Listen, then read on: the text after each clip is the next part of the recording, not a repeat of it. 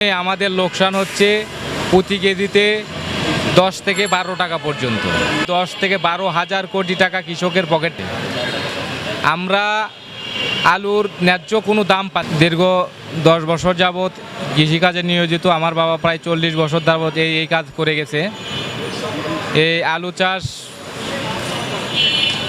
দেখেন বিগত বছরগুলোতে তুলনায় এবছরে সারের দাম, বীজের দাম, কীটনাশকের দাম, সেচের দাম, চাষের দাম মূল্য বৃদ্ধি হওয়ার কারণে আমাদের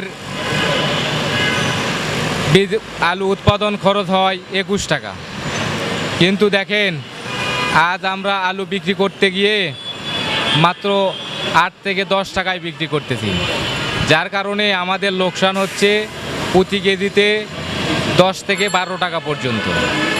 বাংলাদেশে প্রায় 1 কোটি লক্ষ মেট্রিক টন আলু উৎপাদন হয়। দেখেন প্রতি কেজিতে যদি 12 টাকা করে লোকসান হয়, তাহলে প্রায় 10 থেকে 12,000 কোটি টাকা কৃষকের পকেট থেকে যাচ্ছে। আমরা আলুর ন্যায্য কোনো দাম পাচ্ছি না।